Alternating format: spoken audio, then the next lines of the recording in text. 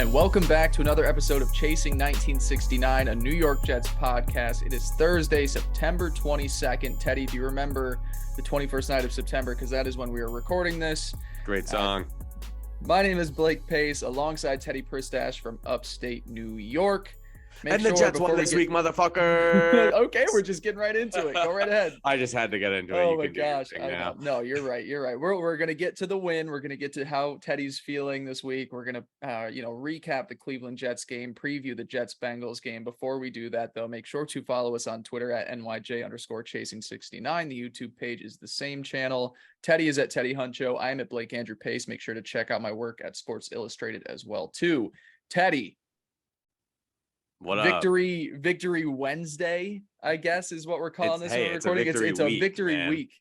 How are you doing? Take us through it. That's where we're obviously got to start this. A Jets win in September, up to 1-1. It wasn't pretty, but it's a win. Yeah. It was not pretty, but at the moment, that's not what matters. What matters is that somehow the New York Jets actually figured out how to win a game, which was just like so electric and awesome to watch and enjoyable as a fan who watches every game thinking they can win.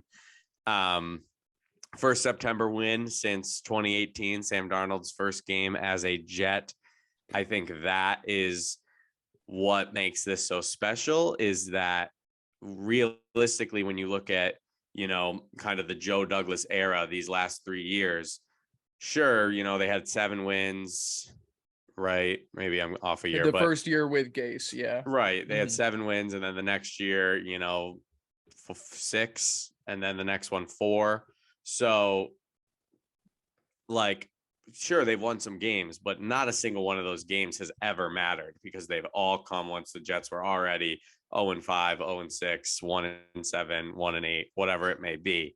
So the fact that we are sitting here at 500 for the first time since that 2018 season is just, it's awesome. I can't remember last time I saw the Jets at 1-1, and it's just, it does feel good. It is exciting. Did you enjoy the game, Blake, this weekend? Yeah, well, so I finally got to watch it. I watched the first half yesterday, second half today. I was working Sunday, and usually I'm working and I've got enough staff there where I can sit in the back, but I didn't this past Sunday. It was just me and one other person. So I had to stay up front. I did turn my cash register at the store into Sunday Ticket. So I just would go back and forth between cashing people out and trying to watch Sunday Ticket. And then Sunday Ticket crashed for like a quarter and a half. Yes. So that sucked. So I really missed a lot of the game on Sunday. Obviously, the reaction was fun to see, on Jets Twitter. I got to watch the game, and I watched the condensed version on Game Pass. And look, it's one of those ones where it's like, how can you not be happy about that? To pull out a win, there were so many guys that either have been off to shaky careers with the Jets so far, or a rough start to the season that really, played huge roles in the end of that game. You think Braden Mann with the onside kick and the great game that he had in general, 2 punts inside the 20, the fake punt pass. I love the punt. Ashton Davis getting the game sealing interception over Jacoby Brissett. There was just a lot of cool moments within that game. We'll talk about the game itself and the team itself. And it's a little bit of a different tone, but nonetheless, after the way the season started in Baltimore, where it just looked really rough offensively, the adjustments that were made, you can tell this team is slowly figuring out what it is with Joe Flacco in this moment. And it was a really cool game. Definitely. Nice. And, it's funny because, we're obviously going to get into the game more specifically. And, there's pros and cons. There's things that definitely could have gone a lot better. The Jets got very lucky in this game and ended up winning in historic fashion. I think it's something like 2,000 games since the last 14-point comeback with less than 2 minutes left. So, it wasn't a perfect effort by any means. There's a lot this Jets team still needs to work on. But what is so awesome is everything that we've said about, just be competitive, just stay in games, look like a real NFL team. That is definitely how the majority of Sunday felt, even towards the end of the game where it was feeling pretty helpless. The fact that we were, tied going into halftime, staying with them, moving the ball. The Jets seemed like they were just a regular old NFL team as opposed to the worst Yeah. NFL team, which was a great feeling. But yeah, I do kind of want to get in. Well, do you have anything No, else to go say ahead. I before I was listening to you. No, yeah, I do kind of want to just talk about like how things weren't actually as great as they may seem when you see that the Jets won a game. Yeah. Just because, and I've said this to you and to my dad and really to anyone who will listen, but it's so hilarious to me. And the NFL is always like this, where it's so results oriented. If guys are winning, they're winners, they're great. If guys are losing, they're not good enough. You think about the Bengals with Zach Taylor. Zach Taylor was on the chopping block for 2 years, and then now going into this season seemed to have very secure in his position, just because they went to the Super Bowl. So it's funny because this Jets game, we're a minute 55 seconds away. We're Nick Chubb taking a knee at the 1 yard away from losing this game 17-30, scoring only 3 points in the second half. And the tone from Jets fans would have then been, okay, well, here's another game. Even though we started off competitively, we didn't make anything happen in the second half. We shot ourselves in the foot continuously. The defense was letting up big plays. And here we are, with another subpar offensive showing. And then somehow, that's not what ends up happening. And the Browns, listen, you got to play the game. They gave you those opportunities, and the Jets did have to go out there and take them. It's not like the game was given to them by any means, but there were plenty of opportunities that didn't need to be presented to them that were. So yeah, I mean, it was awesome. It was awesome, but still a lot of things to clean up. I totally agree. You want to get into those things to clean up? Yes, I do. Okay, I do. perfect. Let's talk about the, I guess, I don't know, the end of the game. Well, I was going to ask you, did you want to talk about the offense in particular, the defense in particular? How did you want to go through this? Do you want to go through like by quarter, or what do you think is the easiest way? Because there were so many different parts of this game that, if you separate offense and defense, I think that's one way, but also just the momentum swings throughout it as well too are pretty. Yeah, weird. I'm not sure. What do you think? This is fun. Let's plan on the pod. Let's take one side of the ball at a time. All right. Would you rather start with the offense or the defense? Let's start with the defense. They can't tackle. No, they cannot. No. And that has been a problem. Yeah, I don't want to start off with that necessarily. That's just I have that maybe 4 or 5 different times in here in my notes for the game, where it's just in my second note, tackling sucks, and that's like 4 down, tackling still sucks. And then on the backside, it's like, do they know how to tackle Kareem Hunt? There were so many good parts from this defense that I really did enjoy in this game. So I want to touch on those first. And the tackling is just a joke because it's been a joke. It's been a joke with the Jets for a while. So I don't think we need to keep harping on that. They have always just struggled bringing guys down. What I loved that I saw, and I think Cleveland has a stronger offensive line than Baltimore, the defensive tackles were moving the middle of the football field. They were not getting anything on the ground game up there.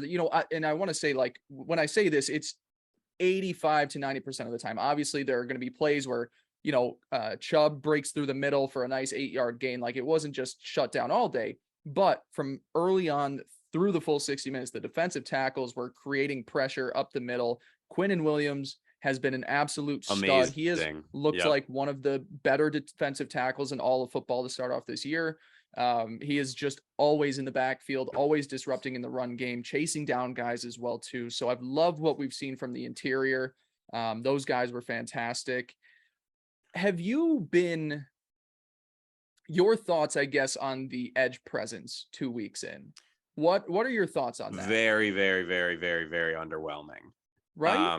Isn't that weird? Yes, it is. My biggest takeaway from the Jets so far, especially like defensively, has just been that the pass rush is just kind of still non-existent. These guys, it was a little bit better in the Ravens game, but especially in this Browns game, it really did feel like Brissett had enough time to do what he had to do. And then in most scenarios where we did get pressure, he was able to kind of move himself out of the pocket or get rid of the ball. And a lot of times that led to like a big play, like where he managed to find an open receiver down the field. And that kind of, I mean, that was my biggest kind of criticism of the Jets last year, is just the inability to, even when they did get one guy to the quarterback, because they didn't have any type of contain, the quarterback could just roll out and make something happen. And that is really what it felt like on Sunday. I think that when for a while in that game, it kind of reminded me of like last year's defense, where it did just kind of feel like they could do whatever they wanted. You know, they were running the ball well, they were passing the ball well. Especially rewatching it, that's not fully true. Like they did have a pretty decent game, and you know, they were getting penalties that were helping the Browns out too. But it wasn't good enough, and especially after week one, it wasn't what I was expecting to see from the defense. Just because it you know, you could see that there's issues there, and I think that the pass rush is the number one thing, and we'll get into the Bengals game yesterday, but I think that, or later, but I think that's going to be the most important thing there. And I guess last thing I'll say is just the Browns do have like the best line in the league, so that is one place to take some solace. Yeah. And you know, the strength of their offensive line is their tackle play. So if there's one thing where you're going to take a look at and say, you know, if there's a strength, you know, if there's a reason beyond the Jets lacking the talent there, it's that they have two of the best tackles, Jedrick Wills, and then they've got what's the other fuck? Is it Conklin? No. Oh, I'm not going to remember it. I'm not going to get to it, but they've got two really great tackles. So I guess at the end of the day, that is something where you can say, well, we look ahead to Cincinnati right now, their tackles don't look all that great.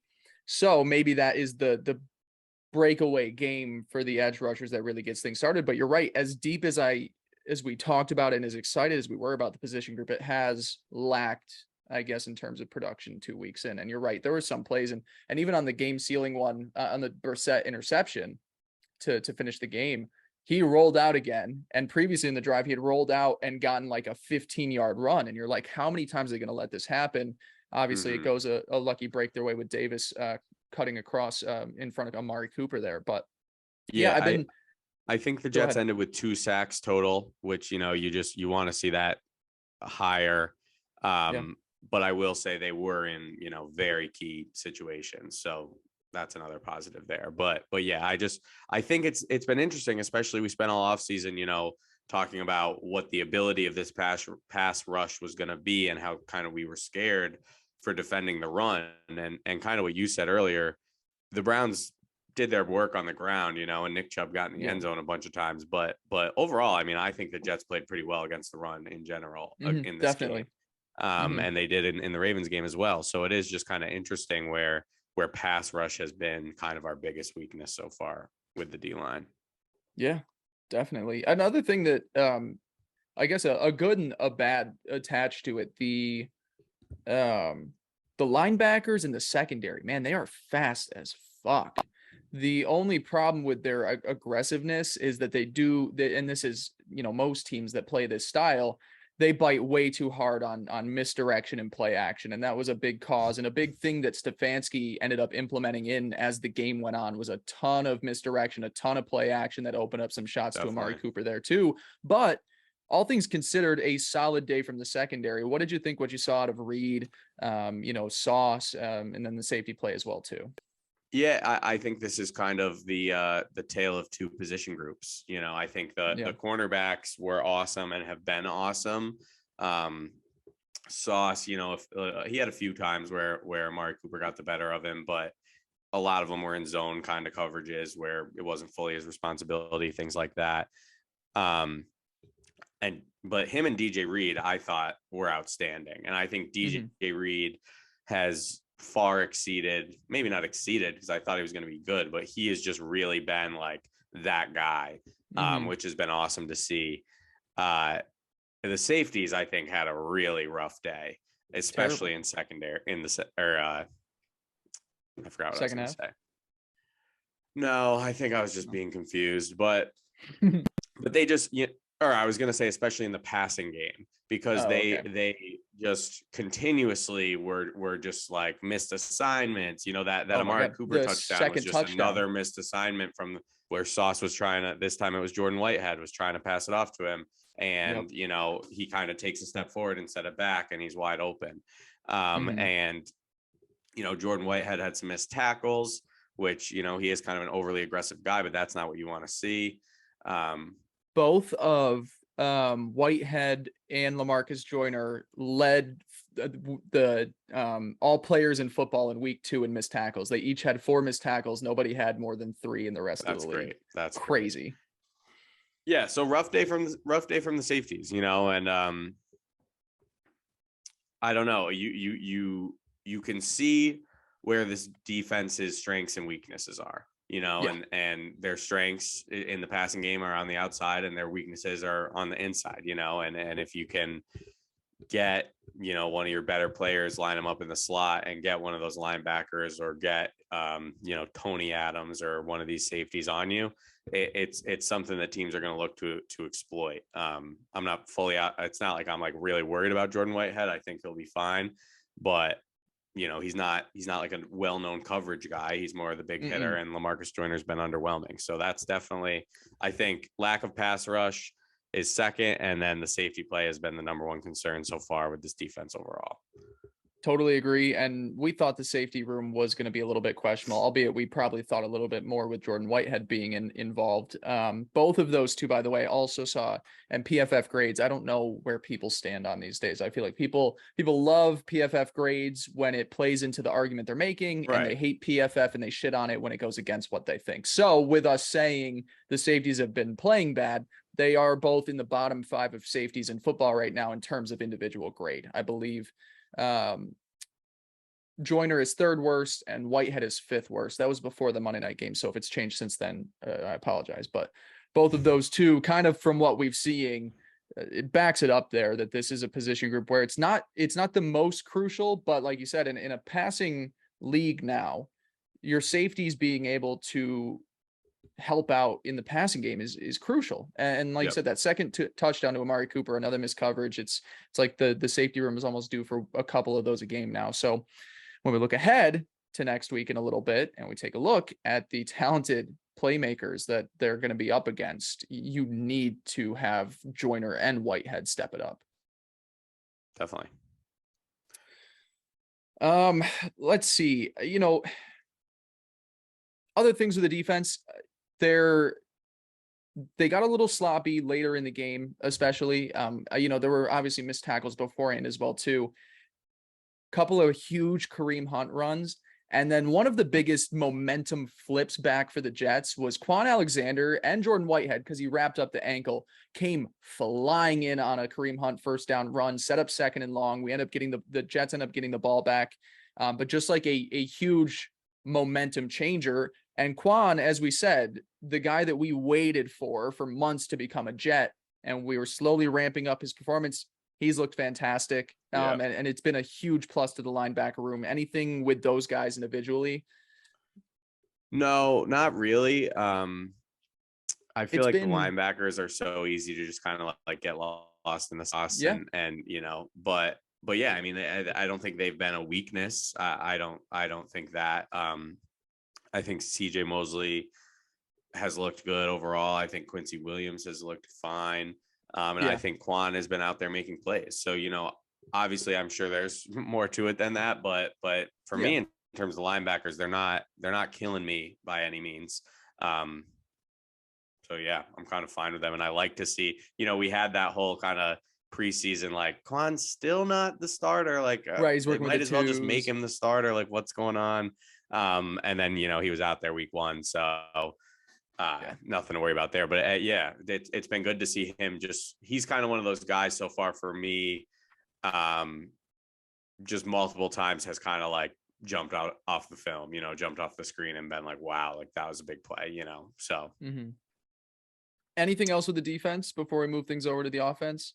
no, let's get into it. I think there's only one place to start, and that's with my new king, Garrett Wilson.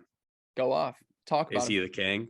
I don't know. It's just it's so Garrett Wilson came out this week. He had eight receptions, 102 yards, 2 touchdowns, on 14 targets. Was out there, was the clear target leader.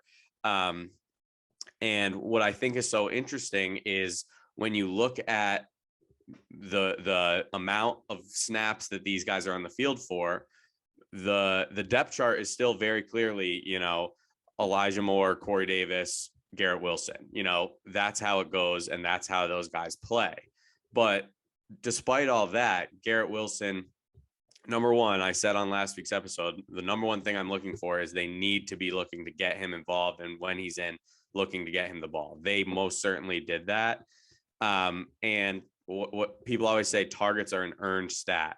This is 2 weeks in a row where basically, I don't have the numbers, but Garrett Wilson's targets per route run have got to be pretty high, because 2 weeks in a row where he's playing 55-60% of the game, and he's dominating in targets. And to me, it's just so exciting because we drafted this guy at 10th overall to be a great premier wide receiver. That's what you hope for. And obviously it doesn't always work out that way, but so far the path for what we hope this receiver room is right in front of us, and it's Garrett Wilson establishing himself as a clear number one. I'm the type of guy that you build a game plan around, receiver. Then you have Elijah Moore, who, while maybe his numbers don't look as great, has been consistently getting open, has been consistently making plays when the Jets need it. He had 3 receptions. All of them, I believe, were on third down. That may not be true, but they were all in big moments where we needed a play. And then, in my opinion, Corey Davis is kind of that perfect third fiddle. Look to him when you need something secure. He's another guy who's made a few plays kind of when we really needed them. So for Garrett Wilson to be taking the step forward already just has me so excited, because it is why we drafted him, and you see where this Jets, how this Jets offense is really hoping to look and where they can look. And then you add in the fact that, we started getting Conklin involved, and he had a good game from the tight end spot. And we have Breece Hall and Michael Carter, who have both looked outstanding.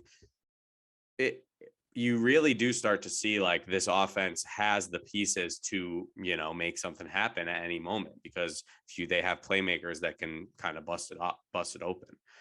Yeah. But yeah, man, Garrett Wilson, rookie of the year. Let's make it happen. I like it. Look, with Garrett Wilson, it's just his ability to separate is fantastic. That first touchdown fade, I mean, he got open instantly, and it was the easiest throw for Flacco in the back end of the end zone there. His route running, the footwork was just, he just busted that dude out of his ankles. It was awesome.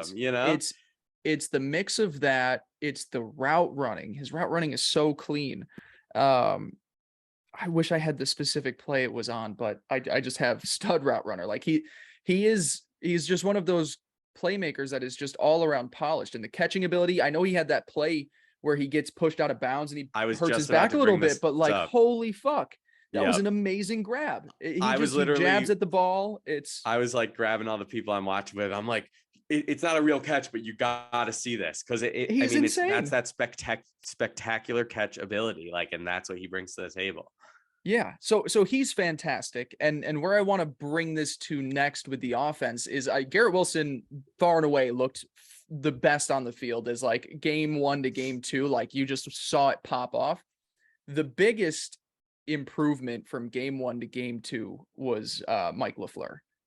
The game that he called against Cleveland was so much better, and it fit this version of the team so much better. I don't know if I said this before the show talking with you, or we said it already, but his ability to take a look at what the offense wasn't able to do in week 1 against Baltimore and just completely flip the script. It was just like you said, it was getting, the end arounds and the pre-snap motion, getting Braxton Berrios some early touches. They were doing that. They were bringing guys in motion on literally every play. Like it was so much better in that aspect of just making things easier for the offense. We had 5-step dropbacks for Joe Flacco, which is necessary when you don't have an offensive line. It's one of my notes in here. 5-step dropbacks, good. because you had been talking about that last week. It's like, hey, maybe we can just not everything needs to be a 3-step drop. I think Right. week 1, they went into it still with the Zach Wilson offense. And I think they looked at what Joe can't do compared to Zach Wilson and said, we're going to make this a lot easier. And it was the 5-step dropbacks. It was quick passes. So much motion, so much pre-snap motion. I thought their 2-minute drive to finish off the first half was a great mix in there. It was a lot of short, intermediate throws, bringing in the run game as well too. For a second, that is something over the past 2 years that has really stuck out to me, is like when the Jets kind of are in these two-minute scenarios, they have really succeeded. And, you know, a lot of times that's been, you know, at the end of the first half, and maybe it didn't always like end with a touchdown, but there have just been a lot of times just I'm just thinking back on it, based on memory here, but it just seems like the way that they're able to kind of turn it on when they need to, you know, late in games when they need to make something happen, and they do. And that seems like a strength to me for Mike LaFleur.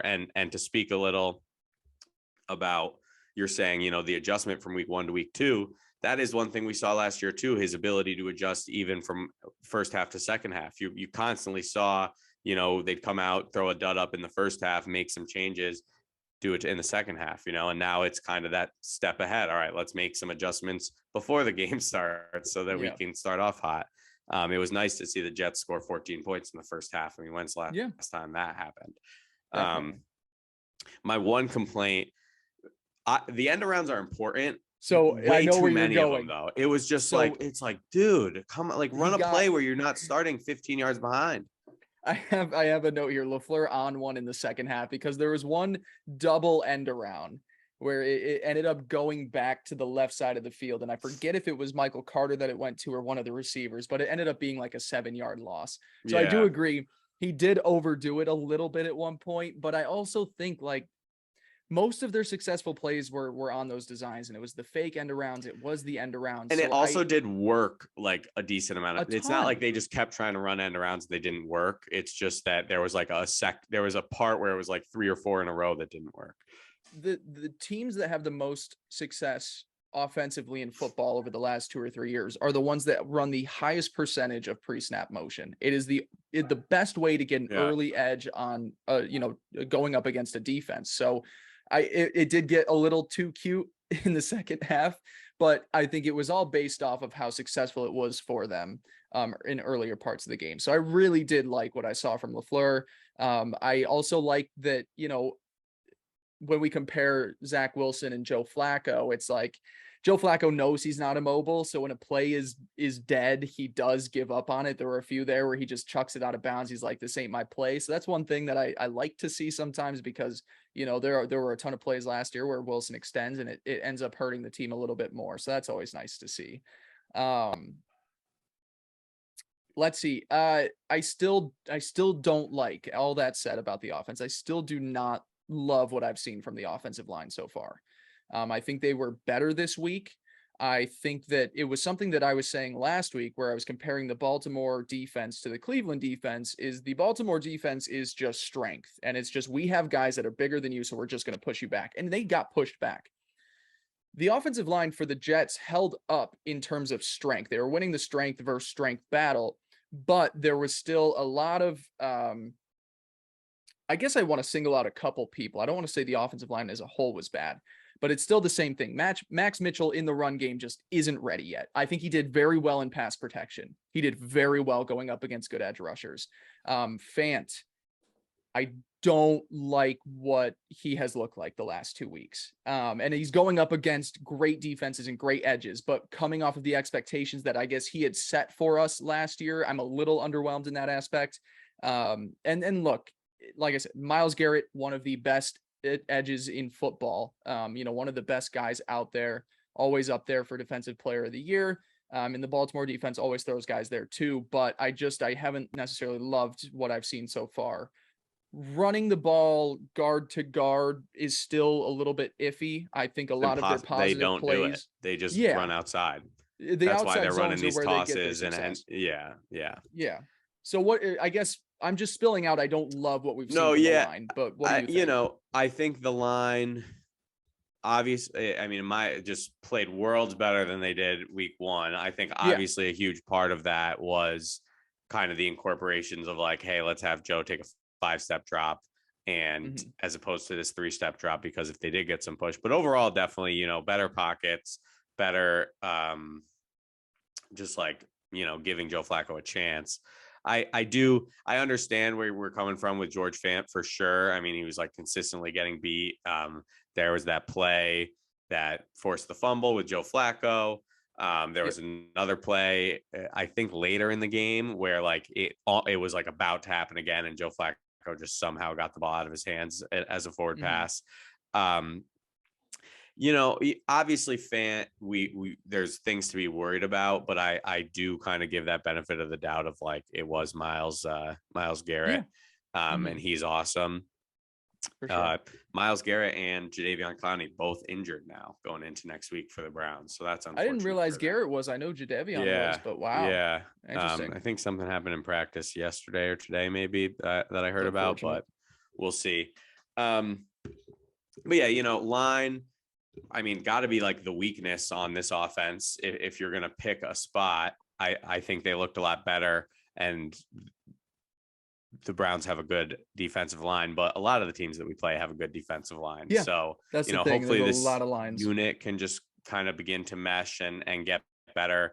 And hopefully not go up against Miles Garrett all the time. Yeah.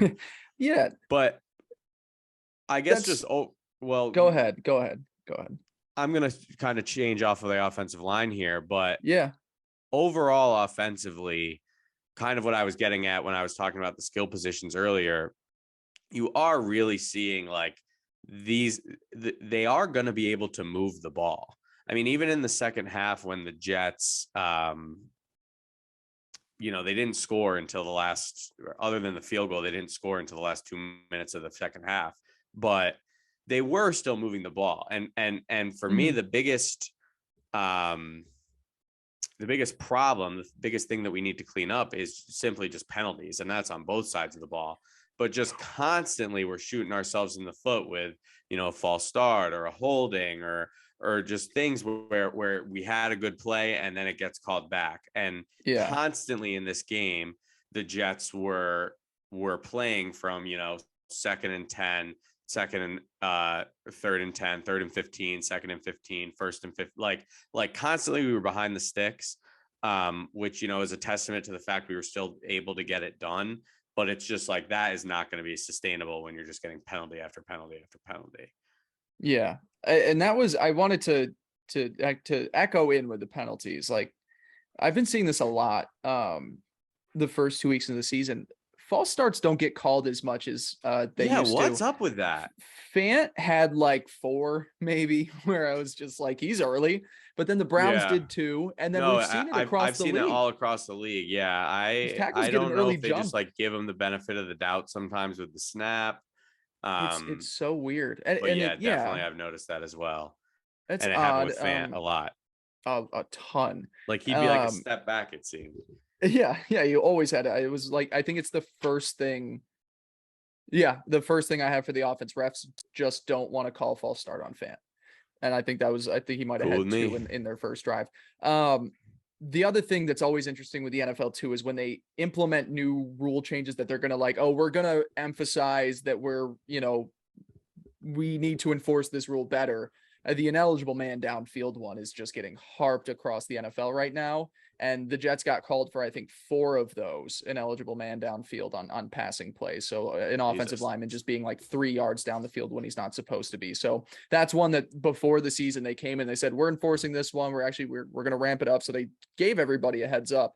But, it's one of those ones that it takes a while to get used to, like, oh, what can we and can't we do? Right. So that was a lot of the penalties there too. But the defense had some terrible ones in there. There was a weird personal foul on a punt return, and I didn't get to see the full clip with the condensed game, but it was like the Browns got their punt return. I think it was on the drive before Nick Chubb scored the touchdown. I think someone just shoved someone. Okay, because I didn't see it, and then I just saw a personal foul and it moved him up 15 yards, and I was like that. But yeah, just a lot of dumb plays. Saleh hated a lot of the calls as well too. He was furious with the refs for a good majority of that game. Yeah, it was Mhm. just like penalty after penalty for the Jets. It really did seem, and whether that's the refs or whether that's just the Jets having penalties, it needs to be cleaned up. With all that said, though, I think it is kind of like an indictment on how they were successful because, like I said, they're constantly behind the sticks and they were still able to move the ball, still able to get first Yeah. downs, and I don't know their end the end stats, but at one point they were 7 for 10 on third down. They were just really they were successful when they needed to be offensively. And a lot of times, like there were that Garrett Wilson drop on 3rd and 4 when they really needed it at the end of the game. That hurt, and there were, I think, was a Conklin drop, and then there were a few where there were penalties on third downs and things like that. And it's like those things are killer for sure, but despite all that, the Jets were able to move the ball. I guess that's what my point is. Overall, the offense looked like a functioning offense, even with Joe Flacco. It did. They made necessary adjustments, and that was what was really most important.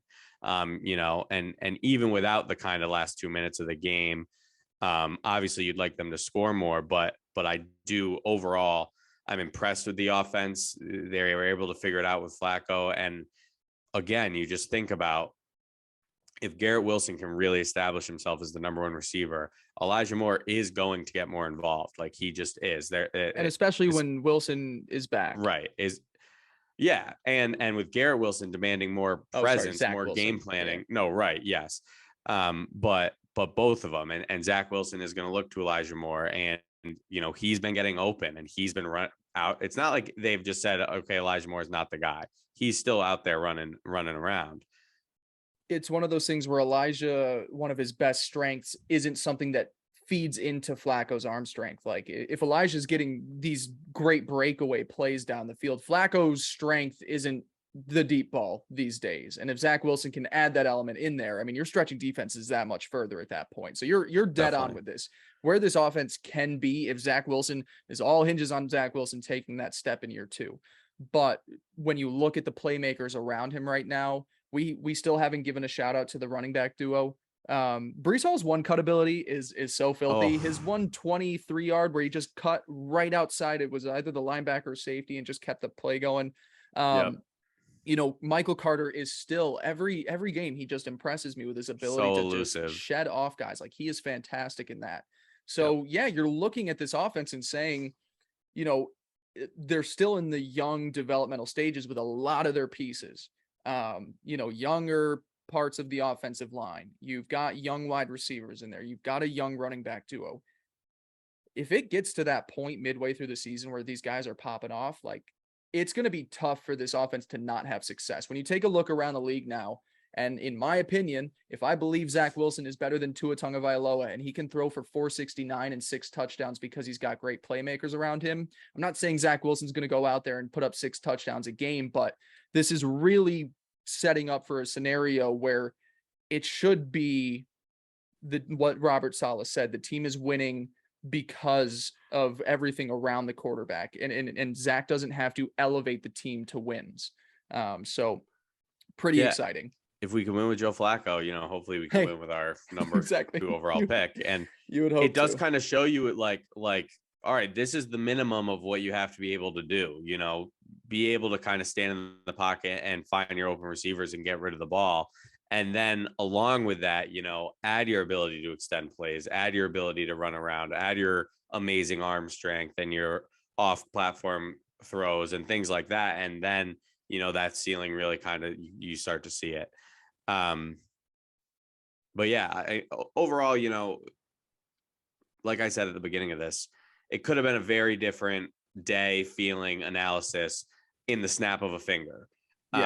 With the way that this game ended. And I guess let's just talk a little bit about the end of the game, and then we can get into next week and what we kind of think, how we can keep this rolling, hopefully. That's the big storyline outside of all the good things we just talked about. We did talk about some of the bad things as well there too. The the number of things that had to go the Jets' way for this to be a victory. And like you said, we are one play away on 8 to 10 different occasions where we're saying the Jets lose this one 30-17. They're 0-2. And it's like you got Cincinnati coming up. They're 0-2 as well, too. Who knows? But it's still there's a big cloud if just 10 different things don't go their way. And so to just go over a few of those, I have a good majority of them written down here. Defensively, in that final drive there, Kareem Hunt runs out of bounds with 2 minutes and 14 seconds left. If he doesn't do that, the play clock runs down to the 2-minute warning, fresh set of downs. They really can just kneel that out and get another first down. They're not that much further down on the field to where like a touchdown from Chubb is inevitable. He then does it a second time with 2:01 left. So you're also you keep buying the Jets more time to get the ball back. Obviously, the biggest one of them all is Nick Chubb running in for the touchdown. And that's something that players, yes, you can say, and that's been the big defense is like, oh, well, Nick Chubb would assume his team would be able to hold on to a 14-point lead with 2 minutes left in the game. Sure. But what's a way to ensure 100% certainty? Right. Holding onto the ball, taking a knee, and then kneeling the clock out. So there's two sides to that. Like, yes, I understand this hasn't happened since 2004, I believe, is the last time that a game like this happened. But you could make sure it doesn't happen by just holding onto the ball and making sure the Jets don't even have a 1% chance of it happening. Yeah, and that was kind of it was a really funny feeling because when that play you're talking about where Kareem Hunt went out of bounds on with 2 minutes, 2 seconds left, when that happened, in my head, I was like, okay, the game is going to be over because they're going to be able to take, or maybe it was a different play. I don't remember, but they're going to be able to like take a knee. They're going to be able to do what they need to do. And then all of a sudden, like I literally was like, oh, well, there it is. That's the game. Game's over. Like said it out loud. And then all of a sudden, Nick Chubb goes in and then the gears start going and you're like, okay, well, he gave us a chance. In theory, we could score, get an onside kick, score again. But you're like, I mean, that's not going to happen. Like, how would that ever happen? Freaking the Jets get the ball back and on the second play of the drive are just gifted a touchdown. Corey Davis just busted. You see Flacco kind of like look up and then just like decide to throw. And then you see Corey Davis and I kept being like, when's the safety going to come tackling out of bounds? And he just like walks in. And so then so basically no time, like obviously time went off the clock, but it was like 150 to like 130 and we've already scored a touchdown. And then you're really thinking, you're like, Jesus Christ. Okay. Well, we just need an onside kick, but still you're like, what are the odds? The odds that you get an onside kick are so low, especially since the rule changes, but even with the old rules, the odds that you get an onside kick are absurdly low. And out comes Braden Mann, who's heard all the fucking criticism. Everyone wants us to cut him. Everyone wants us to fucking replace him. And what does he do? Does the sickest side kick, freaking, I'm gonna go this way, then go this way, puts it in a perfect position where really only one Browns receiver can make a play. And I would love to give the guy credit, but I'm blanking on who it was, but just perfectly kind of hits him. Yeah. And then we get the ball and it was just like, holy, like it truly was. As I was watching it, I was like, all these things just can't be going right. Like this doesn't make any sense, and then they get the ball and like Robert Saleh said, he was kind of like, there was no way we weren't going to score. That it's not how it felt, but that's kind of how it felt, where it was like, all right, well, here we are at the 40. Momentum's there. Able to move the ball. Yeah. Let's make this happen. And then, who gets open? Our boy, Garrett Wilson. And dude, it really was a magical fucking moment. There's 3 or 4 more things in there that just, helped them out so much. We didn't even mention Cade York missing an extra point, just like completely missing that one. I missed that. And when we were down 6, I like looked, I'm like, wait, this math doesn't make any sense. How are we down 6? And then I was like, oh, they missed an extra point. I didn't even see that. Like, so no, that was big. So misses that on the Nick Chubb touchdown. The offensive drive beforehand for the Jets. So this is before the Nick Chubb touchdown. Conklin has a fumble And there's a Browns player that just completely misses it. The Jets recover and they're able to punt and the drive starts a little bit further back, but you would assume, the Jets at that point were at like the 12-yard line and there's still Right. a few The minutes Browns left. did So end up scoring on that drive anyway. yeah, with the Nick Chubb touchdown, but like with the time left and you get that, that you don't know what the fallout of those plays is going to be like. So there's that one. Then, the missed extra point, 2 plays before the game-winning touchdown to Garrett Wilson, Flacco just almost gets a bad interception, like badly picked off. And I don't know, it's the quarterback that came down, the ball was underthrown, and you're just like, holy shit. So like, obviously I'm nitpicking here and just all the things that had to go right for them. But the point being, it is very fortunate that the Jets walked out of Cleveland with a win there. It is. And the NFL is very lucky, and we'll play the results and we'll say that the Jets are 1-1 here. The Browns are 1-1. The Bengals that we're about to take on are 0-2. I say we, by the way, because, I haven't even got to mention this yet. Jets fan for the rest of the year, as I just let the Colts sit over there on the side. I'm just going to let them. Usually you mention the Colts by now. Why didn't you this week? I'm going to let them tank for CJ Stroud, and then I'll start talking about them again. But, I guess main point just being like, this is, luck aside, a huge morale boost for the Jets to not fall to 0-2, to not have the questions continue about, okay, can we enter a game in the fourth quarter competitive? Because 30-17, they're not telling that story. It's another game where 15 minutes left and they're not in it. So they avoid all of that. And Teddy, they now head into an 0-2 Cincinnati team. Albeit I think we assume they're a little bit better than their record and what they've shown through the first 2 weeks. I guess, is there anything else that you want to wrap a bow on with the Browns before we talk about Cincinnati? Or are we ready to go? I don't think so. No, I'm ready to go. I guess it really is just like it's just like the Browns game was just a perfect example of like the NFL really is this world where, anything can happen. These crazy comebacks happen. And that's why it's like, as a Jets fan, it's like, all right, well, get a fucking win, because somehow, some way you can do it. And I guess only other thing I want to say is just, it is nice to see, we had all these examples of these preseason games over the last 2 years where we're like winning in these crazy fashions and not showing any quit and not giving up and just making it happen when we need to. Even you think back to, like, I think it was week 1 last year against the Panthers, we didn't do anything. And then it's like a 3-possession game. And then all of a sudden at the end of the game, we are in it, with a chance.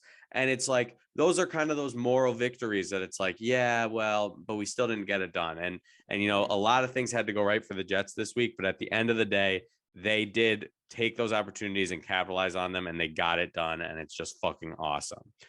Now we get to play the 0-2 Bengals. They got to stink, right? If they don't have a win yet. That's just how that works. Yeah, they have to be. They have to. We have a win, us, and that's why so we're gonna win. And that's why the Giants are, Super Bowl favorites at the moment. Right. 2-0 exactly. New York Football Daniel Giants. Jones, best quarterback in the league.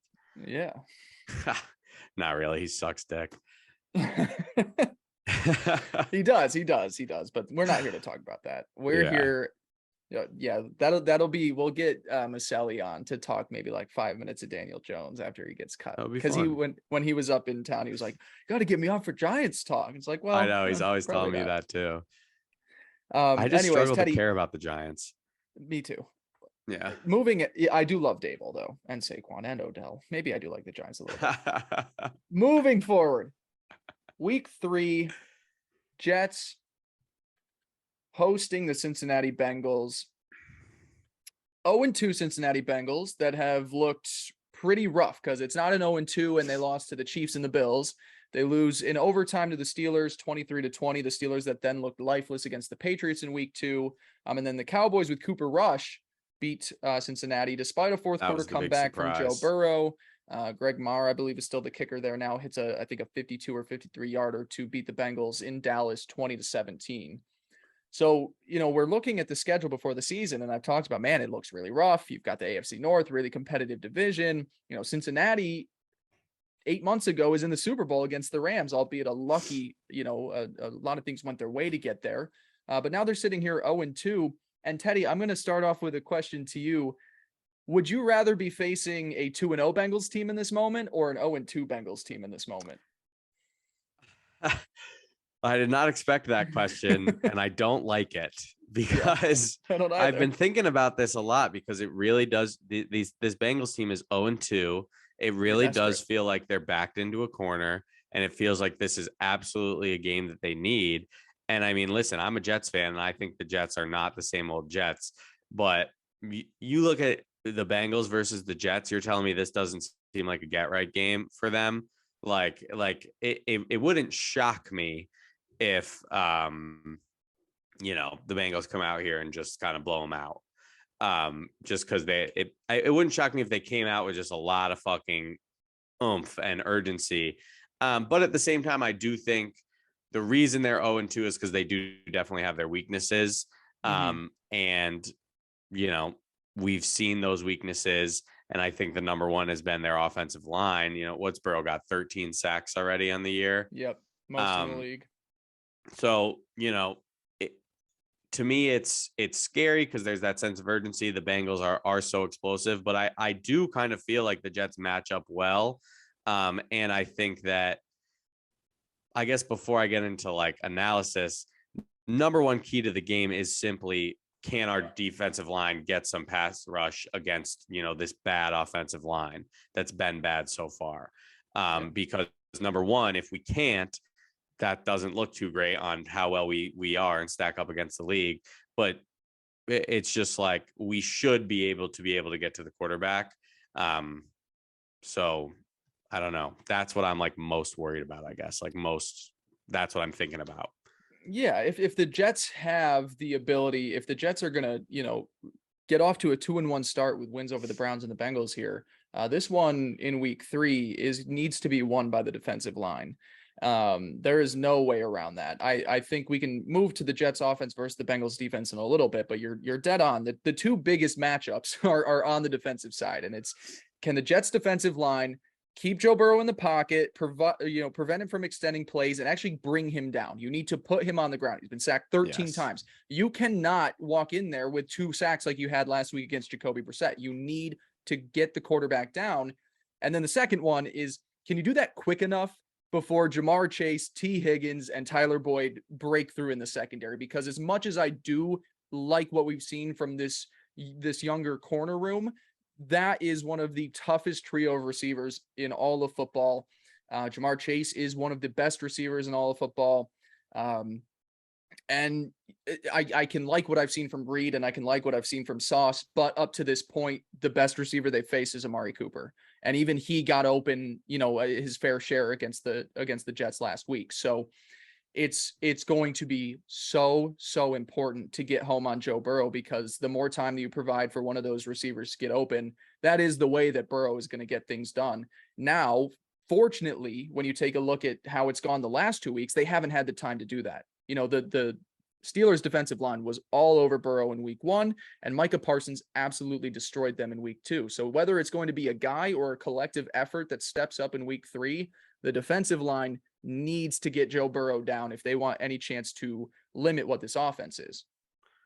Yeah, 100%. And what did we talk about at the beginning? Kind of like with where this defense biggest weakness so far, it's still been that lack of pass rush. And I'll tell you something, if Joe Burrow's allowed to stand back there for 3, 4, 5 seconds, he's going to make plays, and Jamar Chase and T. Higgins and Tyler Boyd are going to get open.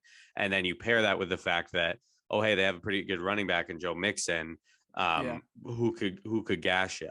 So in no way, I don't think this is how any Jets fans feeling, but in no way am I like coming off a 1-1 win and the Bengals are 0-2 and I'm like, we're going to win this game.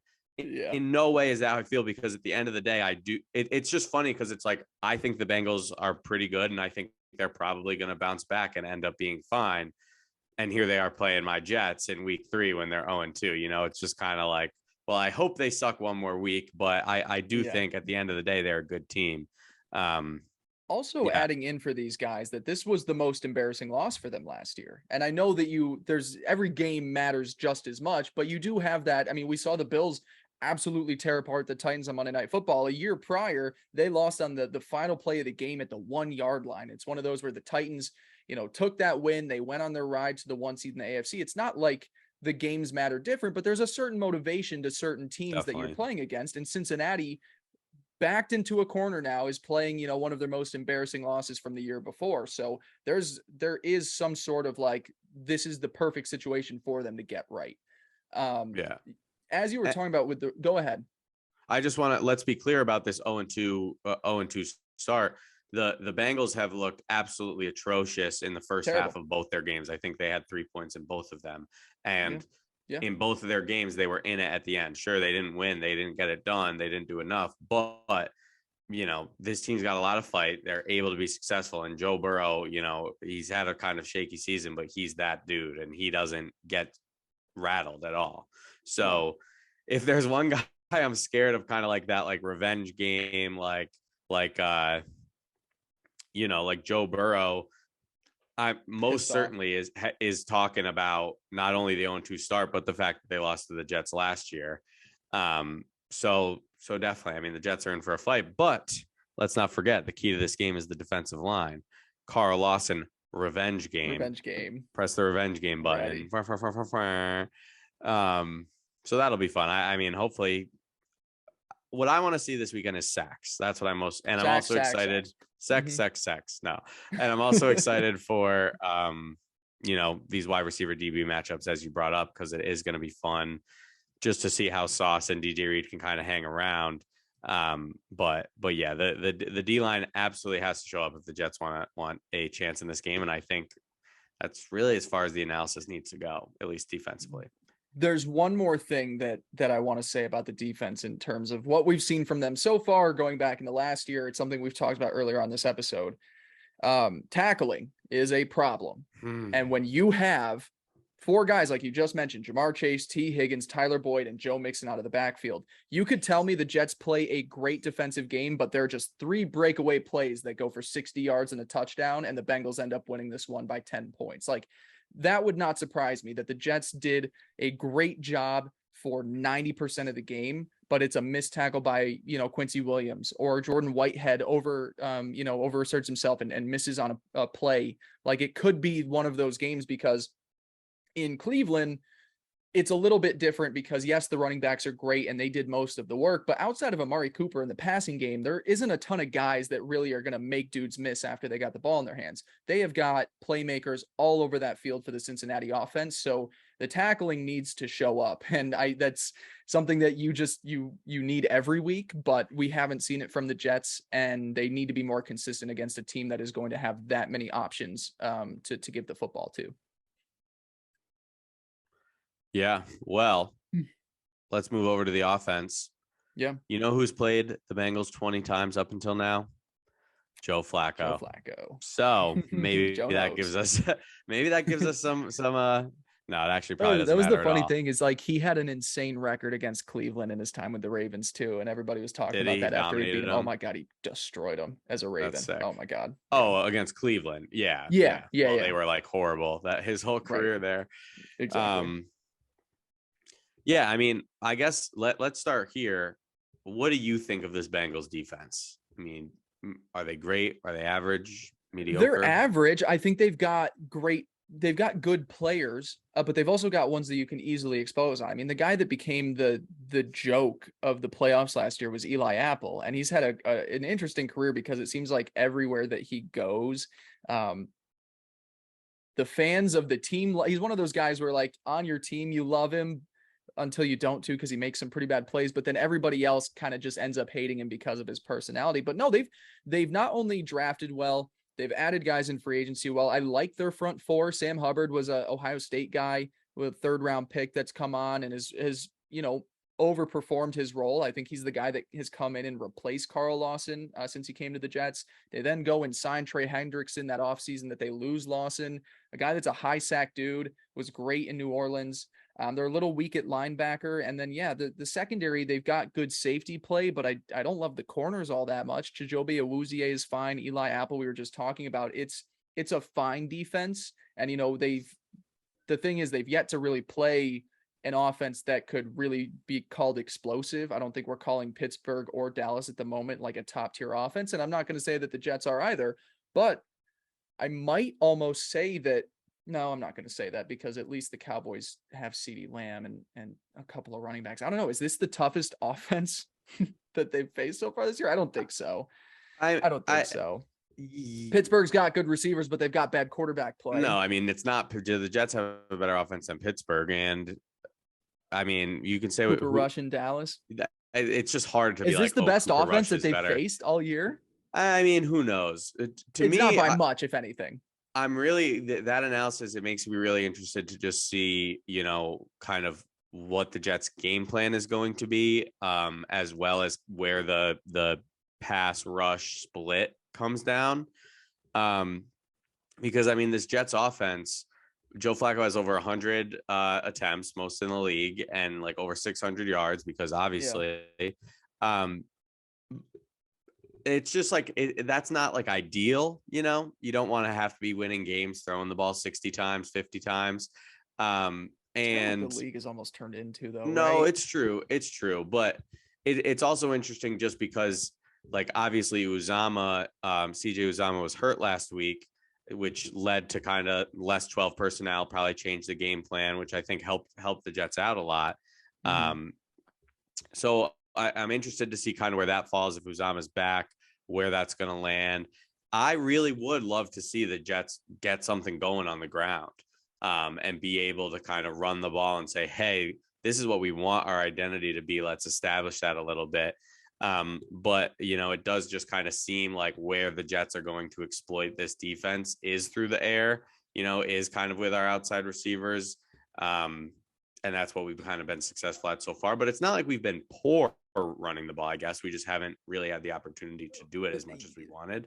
Yeah, the middle of the offensive line just hasn't been moving the football. Like we were saying earlier in the Browns game, a majority of their successful run plays, whether it be end around or getting the running backs to the outside, was by going on the outside of the offensive line into those open spaces. So the Jets, I really would love to see the trio of AVT, McGovern, and Tomlinson actually start to move guys. And compared to Cleveland and Baltimore, this should be easier to do. It's DJ Reader, it's BJ Hill, good guys, but not like all, world beaters. And it's not like they're the most massive guys that Baltimore has. And they're not freak athletes that you're worried about in Cleveland as well, too. So you would hope the interior parts, we can start to get a little bit of that run game going. But yeah, obviously, and to, I guess, counter myself what I was saying earlier, like I know NFL has changed into passing 55 times a game gets you a win, but that's most of the time when you have a Josh Allen or a Patrick Mahomes and not a 37-year-old Joe Flacco. So you're right. The Jets do want to have a more balanced offense because I think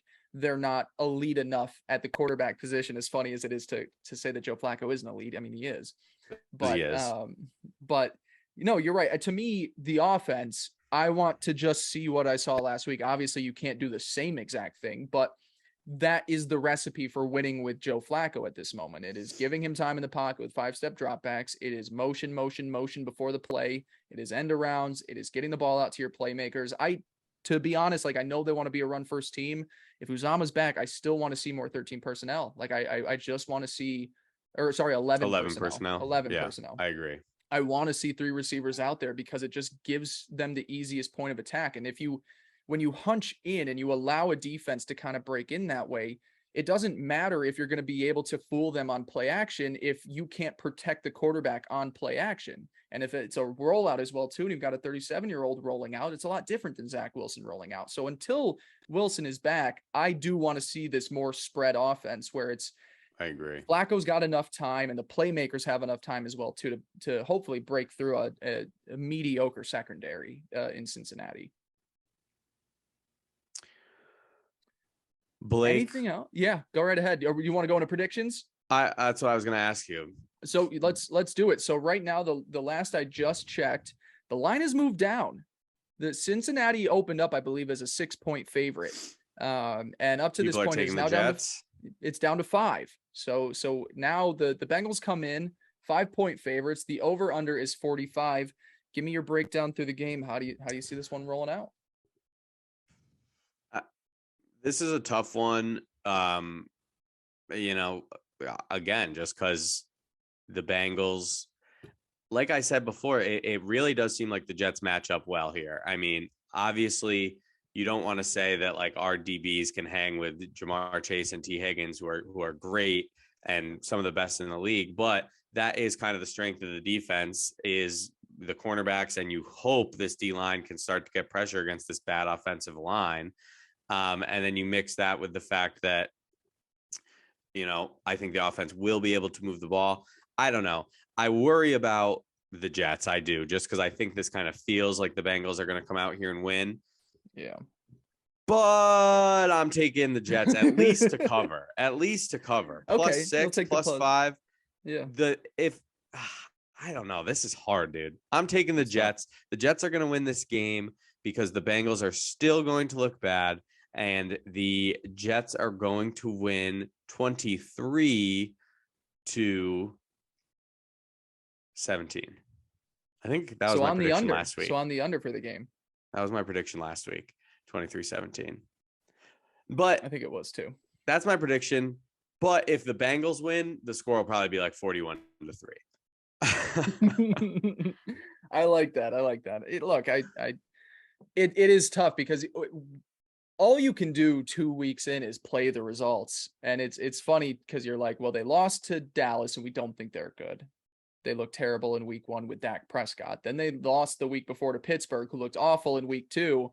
But if we're going to flip that with the Jets too at 1-1, they just beat the Browns very luckily. And the Browns barely beat the Panthers, and the Panthers lost to the Giants, and are the Giants a good 2-0? You start playing this game where you're just like, who is good and who isn't? At the end of the day, I'm going to stick with just what I think is a good team here and what team I believe needs this more at the moment. I know that the Jets need to go 2-1. Like, I understand that, but Cincinnati is all the world desperate at this moment to get a win, especially, look, Cleveland at some point gets Deshaun Watson back. Pittsburgh, they're going to be at least average, and Baltimore at some point is going to get better as well too. So the division, they're still looking at this like, we're not far out right now. It's kind of like the Colts. I might be over on the season at them at 0-1-1. We're second in the division just by a half game. So it's really not that far apart for us. I'm going to go with the Bengals get right game here. It pains me because I just love the momentum that the Jets have, and I feel like it's going to fall a little bit short here. I am going to go with a 31-20 game here. That's going to be my final score prediction. I do think the Jets will be able to move the ball and get points up there. And maybe it's one of those where, like I said, it could just be this game is a tie game, if not for a breakaway Joe Mixon touchdown run and a Jamar Chase play where it's just like he's the best player on the field, so it doesn't matter. Like, it's one of those games to me where maybe the Jets are competitive for the majority of it, but at the end of the day, the Bengals have the playmakers. The Jets have playmakers, but right now the Bengals have the established ones. I think the offense is going to look just fine. I don't think we're going to take a look at this as a step back necessarily from the Cleveland game, because a lot of those points came in very weird circumstances. I think it'll be long sustained drives. Maybe they get stopped for a few field goals. I'm going to go Bengals get right game 31-20 over the Jets. Yeah, I don't hate it. I mean, listen, I'm probably always going to pick the Jets, but yeah, I don't blame you. But it really does it feels like a Bengals win. But again, it's like you think to last week. I mean, everyone's like, oh, they're playing the Cowboys, who are dead in the water with get right game for them, and somehow they come out with a win. So obviously anything can happen. I do just think week 3. This is kind of where, obviously, the sample size grows every week of these games, but we will start to kind of understand a little bit better where the Jets are going to kind of fall in. And obviously things change so drastically, but to be able to watch them, number one, against the worst offensive line, number 2, against a worst defensive line, I think that's going to be important, because so far, kind of our excuse for the O-line has been we're playing great D-lines, and our excuse for the D-line has been we're playing pretty good offensive lines. So I think that is definitely like major key to watch, is just how do our lines perform in the trenches? Are we able to kind of have some control of this game, or do we just kind of get washed? And then I think it's, same thing with the secondary, is like, how good actually can these cornerbacks be? And how good can this defense be? Because like you said, the best receiver we've played so far is Amari Cooper, and he just had 100 yards. And these guys with Jacoby Brissett as his are quarterback. great. And you think about the Ravens, yeah, they're a great team, great offense for sure. Just put up, a 35, 40-point game, whatever it was. They don't have a lot of playmakers, don't have a lot of good running backs. We were able to kind of contain them in the ground game. So there's, I'm not really a predictions guy. I can't wait to figure this out guy after I watch it, Right. But so there's a lot. I think we're just going to learn about where the Jets are, at least at this moment, in terms of their talent, which I'm excited for, because truthfully, if I don't see Carl Lawson having a big game, that's going to bother me. If George Fant isn't able to kind of hold his own against, less explosive guys, with Trey Hendrickson, who they don't really have that kind of like insane skill set that Myles Garrett had, or who's the Ravens defensive end? I've been trying to think. Well, they kind of just have a lot of young guys at this point. Yeah, they drafted dominating. Yeah, I'm trying to even think, because they've lost. Is Calais Campbell there? He's in the middle. If he's still playing, he might be retired. I'm gonna pull it up real quick, and we'll get their depth chart in here. I've got it right here. It is, and it's gonna pay me because there's one guy that was a rookie a couple years ago. So Calais Campbell is in the middle. It's Odafe Owe, who his name was Jason during the draft. If you're like, who the fuck is that? Interesting. So Odafe Owe, Justin Matabuke was a defensive tackle originally out of Texas. So I guess he's moved to the outside. But yeah, no great names there, but they're always just good and physical. That's what it is. It's just pure strength. They don't even care about like your pass rush skills. As long as you are a big motherfucker, they'll take you. Right. But no, you're the point that you're making is right. This is kind of the opposite team of what we've seen the last 2 weeks, where the other ones were just built around good offensive lines and defenses, and the skill players, I guess, were fine. And like I said, I'm not trying to bash on the run game, but the run game is a lot different than elite playmakers in the passing game because of the way the league is played now. Now we're getting a situation where it's like an actual, like, legit passing offense with a shaky line and a shaky defense. So now after this week, we'll have seen the Jets kind of take on a bunch of different forms of NFL teams. So you're right. We'll see where they stack up. And as we get into the next stretch with Pittsburgh coming up, with Zach Wilson potentially coming back as well too, then Denver, Green Bay, Miami, Buffalo, like you're right. Week 3, we're really going to start to get a good idea of like where this team stacks in the league. Yeah. And I guess, we're kind of just like wrapping up here. This is usually where we like to just, throw every thought that we have out, but just to add some more optimism here, I guess. This is definitely a get right game for the Bengals, but it's like their issues are the same issues they had last year, and they were able to kind of put everything together at the end of the year last year and throughout the playoffs and into the Super Bowl. But up until, week 16, like this is kind of what their offense was, where it was like a little bit underwhelming. Their offensive line was horrible. Burrow's getting sacked a lot. And when we think about just what one of the main reasons we're so excited about this Jets team is, like, I feel like they should have a really good defensive line. So I guess just to say again, it's like, I really need to see this defensive line do something this week, or like, I really think we're going to have problems. And you've mentioned this beforehand too, like, and you just said it a couple minutes ago, but like, I would like to see a big Lawson game at one of these points. Yeah. But from the line itself as well too. He did. I don't want to take away from him because, he was getting pressures last week. He was in on the first sack. The second sack was his. That's awesome. Carry that over. But number one, you just want to see that more consistently throughout the game. You want to see other guys being able to get home. And yeah, we kind of said, or like everyone was saying last week, we need these results. Like Carl Lawson, it's game 2, not too much pressure, but your thing has always been QB pressures, but they didn't really translate to the sacks numbers. Let's get those sacks. Let's rack them up. Let's be part of the last 2 teams who were just able to bury Joe Burrow. Let's go out there and freaking do it again. And oh shit, the Bengals are 0-3. Like, they're really struggling. They just lost to the Jets. That's what I would like to happen this week. Of course, I think the opportunity is there for the taking, but don't be surprised if next week when you see me, I'm a little sad. It's okay. We can't be too sad. I think this Browns win has to hold us over at least until the Green Bay Denver area. Dude. And that's so important too. Remember last week I said, I said it just sucks because you have to wait like a whole nother week just to like have a chance. Like this is like a free week. It's like, yeah, we're on a win. You can't mess with me. Yeah, you guys didn't lose 24-0 to Jacksonville. Yeah, dude, what the fuck? All right. We're not going to talk about that. Now we're breaking here. into our new podcast, the NFL. Chasing Andrew Luck. Chasing Andrew Luck. Please come bring me back to the good old days. Yeah. I don't know if Andrew Luck could survive these days anymore. He's looking a little frail, that's for sure. Yeah. Oh, all right. Well, that is going to wrap us up for today. Just to reiterate those predictions there, a 23-17 win for the New York Jets from Teddy. I'm going to go with what's the over-under again? 31-20, 45. You going to change like it for the over? Game.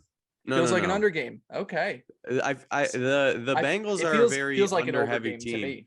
Yeah. If they're going to get I'm right, worried it's about be the Jets right defense by after last week. I'm worried about the Jets secondary. I'm worried about Burrow kind of just picking us apart. Yeah. Well, we'll see. We'll find out. We'll be back. We'll find out.